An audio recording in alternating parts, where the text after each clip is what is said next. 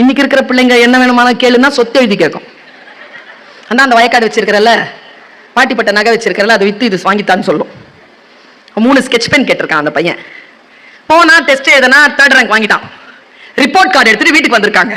அவர் சொல்றார், நான் சமூக போராளியாக ஏன் இருக்கிறேன், நான் சத்தியத்தோடு ஏன் நிற்கிறேன் என்பதற்கு இது சாட்சின்னு சொல்லிட்டு சொல்றார். என்ன சொல்றார்? நேரா வீட்டுக்கு வந்திருக்காரு. அப்பா இல்ல. அவர் வரும்போது சனிக்கிழமை, அப்பா ஊருக்கு போயிட்டார். அப்பா புதன்கிழமை தான் வருவாருன்றது அம்மா. ஞாயிற்றுக்கிழமை வரைக்கும் ரொம்ப சோகமா இருந்தா வேற வாய்ப்பே இல்லை. அம்மாட்ட போய் காட்டினானா, அம்மா ரிப்போர்ட் கார்டு. ஏண்டா எப்படா வாங்குது? நேற்று காலையில. ஏண்டா காட்டல நீ? அப்பாட்ட காட்டலான்னு இருந்தேம்மா. அப்பா சொன்னாருடா நீ வந்து ரிப்போர்ட் கார்டு வாங்கிட்டு வருவேன்னு. 3rd ரேங்க் வாங்கியிருக்க?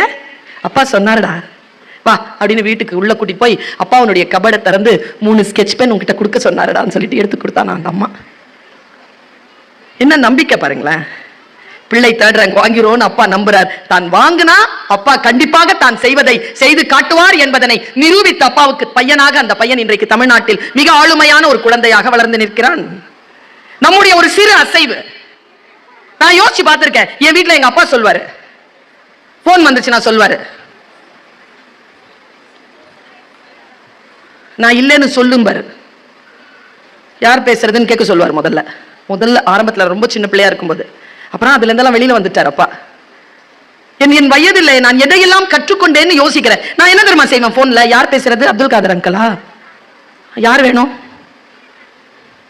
அப்படி பாப்பா அப்பா அப்படி பாரு. அப்பா அப்பா இல்லைன்னு சொல்றார். அடி வாங்கியிருக்கேன் நான். எங்க அம்மா உட்காந்து வெளியில பேசுறோம். இன்னைக்கு என்ன சமைச்ச சார் ஃபைசு? சிக்கன் வறுத்து கத்திரிக்காய் சாம்பார் வச்சேன். எனக்கு கத்திரிக்காய் சாம்பார் மட்டும் தான் வீட்டுலன்னு எனக்கு தெரியும், சிக்கன் வறுக்கலன்னு எனக்கு தெரியும். டாம்பிகத்துக்கு அம்மா சொல்லிட்டு இருக்கு பக்கத்து வீட்டுல. எனக்கு ஏன் சிக்கன் வைக்கலன்னு கேட்டிருக்கேன் நான். அடிச்சிருக்காங்க அம்மா 4 பேர் முன்னால. கடைசி வரைக்கும் குழந்தை. நான் யோசித்து பார்க்கிறேன், என்னுடைய விஷயங்களை நான் கீழே போட்டதே கிடையாது. வீட்டில் சூழல் எதுவாக இருந்தாலும் குழந்தைகளை ஆளுமையுடன் வளர்ப்பதற்கான, அடிச்சாலும் அது பெரிய அடி கிடையாது, அணைச்சிக்கிடுவாங்க, நாம் தைரியமாக நம் வீட்டில் சுற்றி கொண்டிருக்கலாம் என்கின்ற அந்த ஆற்றல். அதே நேரத்தில் நான் சத்தியத்தில் தான் இருக்கிறேன்னு அன்று இரவே அம்மாவும் அப்பாவும் நம்மை பாராட்டுவார்கள். நான் பொய் சொல்லாததற்கு என் அம்மா பாராட்டுவார், நான் பொய் சொல்லாததற்கு என் அப்பா பாராட்டுவார். பாராட்டு என்கின்ற ஒற்றை விஷயத்தை மனதில் கை கொள்ளுங்கள். நான் இப்படி சொல்றேங்க, உங்களுக்கு புரிய வேண்டும் என்பதற்காக சொல்லுகிறேன். நாம் பெற்றோராக இருக்கிறோம், ஆசிரியராக இருக்கிறோம், தொழிலதிபர்களாக இருக்கிறோம், வேலை எல்லாம் ஒரு புறம். இண்டிவிஜுவல் தானே நம்ம எல்லாருமே. நம்ம மனசு எதை தேடுது தெரியுமா? இதெல்லாம் ஸ்கூல் ஃபங்க்ஷன் இதெல்லாம் விட்டுடுங்க. நம் மனசு தேடுற ரொம்ப நுட்பமான விஷயத்த சொல்றேன். சுதந்திரம். சுதந்திரமா இருக்கணும்னு நினைக்கிறோம். பெண்களுக்கு சுதந்திரம்னா என்னன்னு தெரியாது. நம்ம என்ன தெரியுமா நினைக்கிறோம்? எதையெல்லாம் தேவையோ அதையெல்லாம் பெறுவதுதான் சுதந்திரம் என்று நினைக்கிறோம். கிடையாது. எதையெல்லாம் தேவை இல்லையோ, எதையெல்லாம் நமக்கு வேண்டாமோ அதன் பக்கத்தில் போக விருப்பப்படாமல் இருக்கிறோம் பாருங்க, அதுவும் சுதந்திரம் தான். தேவையில்லாதவற்றை திணிக்க முடியாத சூழ்நிலையில் நின்றால் ஒரு பெண் சுதந்திரமான பெண்ணாக இருக்கிறாள். ஒரு ஊர்ல பட்டுக்குருவி வச்சு பந்தயம் நடத்துவாங்களாம். பந்தயத்துல ஜெயிச்ச குருவிக்கு என்ன பரிசுன்னா பட்டு கம்பளம், கிவி பழம், முத்துமாலை, பொன்மாலை. தோத்த குருவிக்கு என்ன தண்டனைன்னா தலையில இருக்கிற கொண்டைய வெட்டி பறக்க விட்டுருவாங்களாம். இந்த கதையை எழுதுகின்ற ஒரு IAS ஆபீசர் இப்படி முடிக்கிறார்.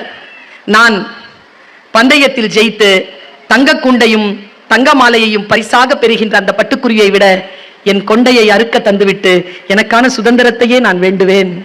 அந்த தோல்வி எனக்கு ரொம்ப பெருசுங்கிறார் அவர். எது நமக்கு வேண்டும் என்பதிலே கவனம் கொள்ளுங்கள். குழந்தைகளிடத்தில் பேசும்போது கொஞ்சம் இமோஷனலா, கொஞ்சம் இன்டெலெக்டா, கொஞ்சம் வலியோடு கலந்து பேசுங்க. நம்மில் பல பேர் அதை செய்யறதே இல்லை. உயிர்களுக்கு எவ்வளவு உறுதி இருக்கு தெரியுமா? உயிர்கள் ரொம்ப உறுதியானதுங்க.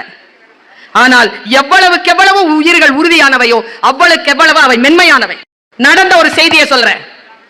குழந்தைகள் கிட்ட பேசும்பொழுது கவனம். கணவன் மனைவியிடம் பேசும்போது கவனம்.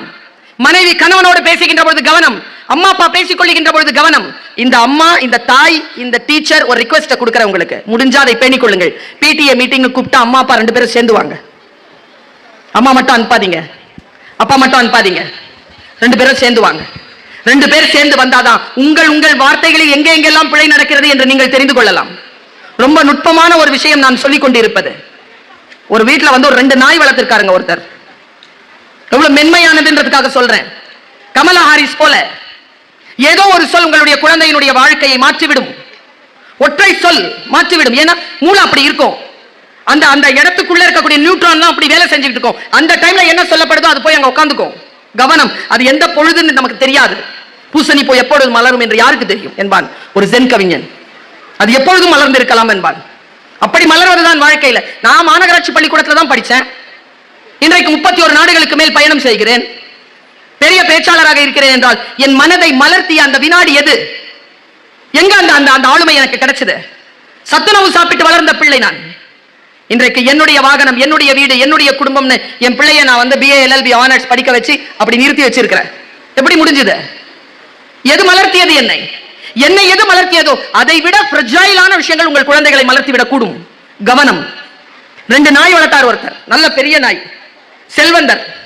வாக்கிங் அப்படி கூட்டிட்டு போவார், சிங்கம் மாதிரி சிலுத்துக்கிட்டு வரும். அது ரெண்டும் ஒரு திருடம் பார்த்துக்கிட்டே இருந்தான். இந்த செல்வந்தர் வீட்டுல கையை காட்டணும் முடிவு பண்ணி செல்வந்தர் வீட்டுக்கு வந்தான். சொன்னா, இன்னைக்கு நைட்டு இல்ல நாளைக்கு நைட்டு, இந்த வாரத்துல ஏதாவது ஒரு நாள் உன் வீட்டுல திருட போறேன் சொல்லிட்டு போயிட்டான். 2 நாள் கழிச்சு காலையில காலிங் பெல்லு தட்டி பார்க்கிற நடந்ததுங்க. திறந்து பார்த்தா திருட என்ன தெரியுமா செஞ்சான்? பெட்டி எடுத்து போட்டானா, இதெல்லாம் உங்க பொருளா பாருங்கன்னு. பார்த்தா எல்லாம் இவர் பொருள். நேத்து நைட்டு எல்லாம் திருடிட்டேன், எனக்கு வேணாம், என் ஆற்றலை காட்டுறதுக்காக தான் வச்சுக்கோ. நானா செல்வந்தர் சொன்னானா, ஏய் ஜெயிச்சுட்டு வந்திருக்கடா, எடுத்துக்க, சம்பாதிப்பு இது உனக்கு, போ, எனக்கு வேணாம். போகும்போது ஒரு கேள்வி கேட்டிருக்காருங்க. அதாங்க பர்வீன் சுல்தானா தரும் செய்தி. நாய்களை எப்படிடா சம்பாதிச்ச, எப்படி சமாளிச்ச நீ? இதுங்க வெளில சுத்திட்டு இருக்கோமேடா, 4 கிலோ கறி எடுத்துருமே, எப்படி விட்டுச்சு இதுங்க ரெண்டும்? திருடன் சொன்னானா, நீ என்ன கொடுத்து வளர்க்கறதுங்களுக்கு? சிக்கன் மட்டன், நான் மத்தி மீன் போட்டேன். சாப்பிட்டுருச்சா? சாப்பிட்டுருச்சு, சரி போ, போயிட்டா. அதனால் குழந்தைகளுடைய மொழி அறிந்து, பெற்றோர்களுடைய மொழி அறிந்து மிக சிறப்பாக வாழக்கூடிய வாழ்க்கை நம் அனைவருக்கும் வாய்க்க வேண்டும். நம் குழந்தைகள் நம் கனவுகள் அல்ல, அது அவர்கள் வாழ்க்கை, அவர்கள் கனவு.